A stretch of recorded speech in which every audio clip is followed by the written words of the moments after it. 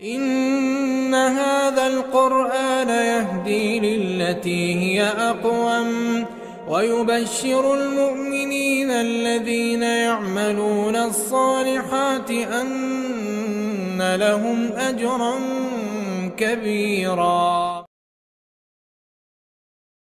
بسم الله الرحمن الرحيم. الحمد لله رب العالمين والصلاة والسلام على أشرف المرسلين سيدنا Muhammed ve ala alihi ve ashabihi ecmaîn. Hörmetli körünmen qarindaşlar, bugünkü dersimizde işenç haqida toxtalamiz. Auzubillahi mineşşeytanirracim. Ya eyyuhellezine amenuttaqullaha ve kunu ma'as-sadiqin. İman etqanlar, Allah'tan qorqunlar ve rastçılar bilen bulunlar. Rastçılık ve işençlik buluş İslam ahlakının tacisi ve İslam dinimizin yadrosu. Çünkü bizim dinimiz rastçılık üstüge kurulgan.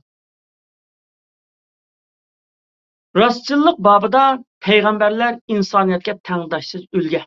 Çünkü peygamberlerinin rastçılığı bilen Allah Taala'dan kelgen vehi insaniyetke öz eyni yetkizilgen. Peygamberler rastçılık, işençlik buluş babıda hakikaten tengdaşsız. Mekke'de müşrikler Müslümanlarga nayeti zulüm silivatkan Peygamber sallallahu aleyhi ve sellem'in vapadar ayalı Hadice radıyallahu anha vafat bolgan ve tağısı Ebu Talib'in vafat bolgan şundak ağır günlerde Allah Taala Peygamber İslam'a teselli kılış ve onun ruhini texim yükseltiş için İsra Miraç vakasını amelga aşıran. İsra Miraç yani Peygamber İslam'ın bir keçide Filistin'deki Mescid-i Aqsaga berip peygamberlik namaz okup bergenligi, onundan 7-ci asmangacha Allah Taala onu götürüp namazını şahidi periz kılganligi vakası. Şu vaqa bolgandan keyin Mekke'deki müşrikler bunu acayip, garayip sanap, endi bunu hiç kim işenmeydi dep Abu Bakr radıyallahu anhu'nun qışığı kelip endi Muhammedga işending degan gap. Muşununga işenemse bir kişinin içinde men muşu Filistinge berip geldim deydi. Degandan keyin Abu Bakr radıyallahu anhu agar muşu gapni Muhammed degan bo'lsa, cho'qim ishonman rost gap qildi o degan. Chunki Muhammed sallallohu alayhi vasallamning ishonch silinmasi shuncha to'liq edi. Ya'ni ishonch babida Muhammed alayhisalom mukammal edi. İnsanlar normalda bankaga pul sepib qo'ysa, bankadagi pul silinmasi, mablag' silinmasi qiyin kunlarda ishlatish uchun va zarur bo'lgan ishlatish uchun soladi. Dünyada nurgun silinmeler oldu mesela hissiyat silinmesi, ilim silinmesi deganga o'xshash. Ama ishonch silinmesi bütün silinmelerning ichida eng kuchli ve eng ahamiyatli. Çünkü odam ishonchlik odam deb o'tirg'i chiqqandan keyin xalq uni ishonchlik ekanligini e'tirof qilgandan keyin onu bütün dünya qarılısımı, töhmet qılsımı, yalğancı desimi, yani onu xalq yana xuddi peygamberlerini qo'llaganga o'xshash ashunda qo'llaydi. Şuna ishonch silinmasi dunyodagi eng kuchli silinma. Muhim bo'lgan vaqt işte hatta masalan ba'zi shunda ishonchlik, shunda yaxshi insonlar xatolashib ketgan bo'lsin. Düşmanlar onunla qarı chaplab töhmet qilgan bo'lsin. Lekin o'shaning ishonch silinmasi yuqori bo'lganligi uchun xalq yanala uni api qildi xatoligini va uning kishilarniki töhmetlerden onu aqlaydi. İşenç aşındaq. Peygamberler şundaq bo'lgan, salihlar şundaq bo'lgan ve bizdeki büyük mezhep ulamalarımızmı aşındaq qiyinchiliklarga duch kelgan, lekin ularninki ishonch babidagi silinmasi intan yuqori bo'lganligi uchun ular yanada shu ishonchlik degan nom bilan davom qilgan. Agar ular shu ishonchlik degan nomga erishmagan bo'lsa, ularning mazhablarini davom qilmaydi. Shunchalik muhim narsamdi. Endi bu her qanday bir odamninki eng avval o'zining farzandlarining oldida ishonchli bo'lishi kerak. Bolalarga ming qatim, hatta bir ömür rost gap qilib, bir qatim yolg'on aytsa, bolalar bundan keyin ikkinchi qatim yana ota-onasining gapiga dadam yana shunday yolg'on aytishi mumkin. O'tgan yolg'on aytganga o'xshash yolg'on gap qilishi mumkin. Balki bu dadamning degini o'tganki yolg'onga o'xshash yolg'on bo'lishi mumkin degan shak paydo bo'lib qoldi. Shunga bu ishonch krediti yoki ishonch silinmasi nihoyatda muhim o'rin tutdi ijtimoiy munosabatda. Bankida qo'ygan pul insonning hojati tushganda az qolsa, bu ishonch selinmesi insonga her zaman esqatıdı, cemiyette esqatıdı, musulmonlar arasında esqatıdı, aile esqatıdı. Balalar ata-onasiga to'liq ishonch qilmasa, ata-onasining rost gap qildiganligiga, va'daga vafo qildigan rostchil odam ekanligiga to'liq ishonmasa, ularning nasihatini qabul qilmaydi.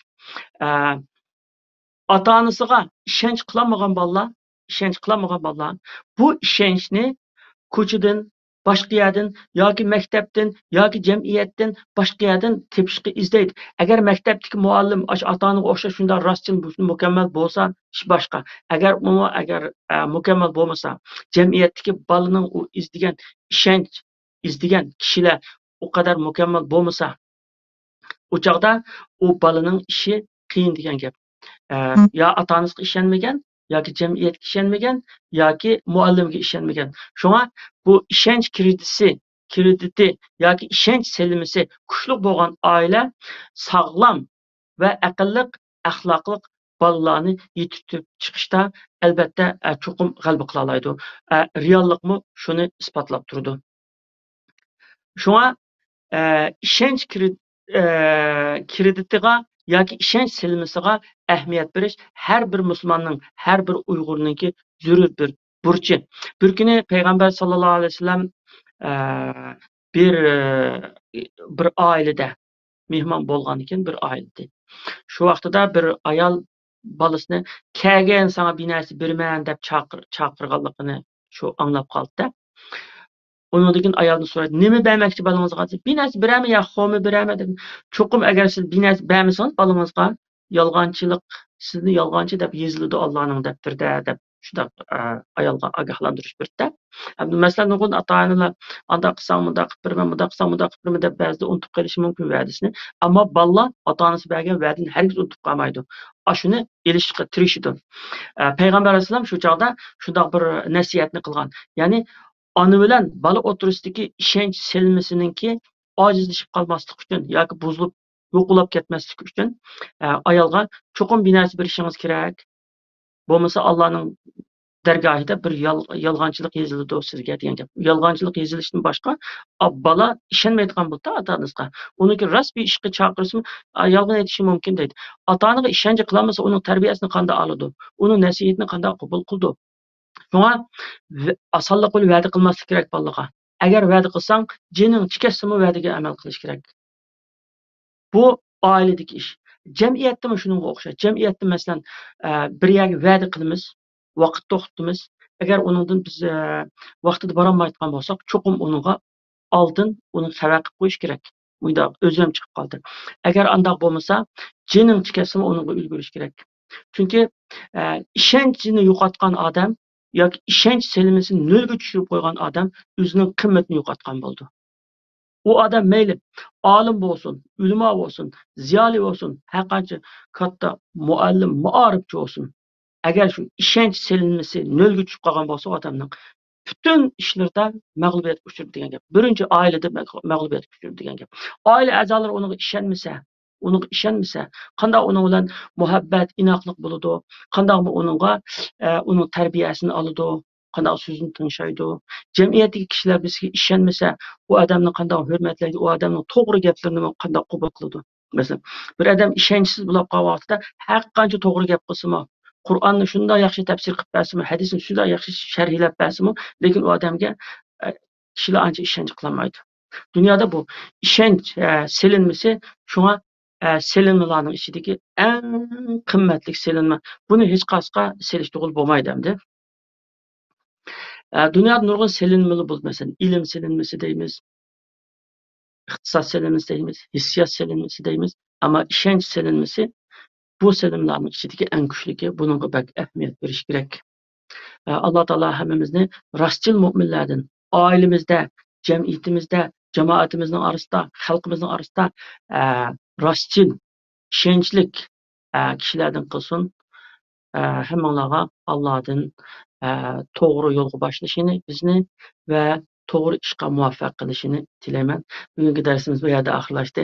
Yana uchrashgan qadar hammalarni Allohga topshirdim. Aman bo'linglar. Vassalomu alaykum va rahmatullohi va barakatuh.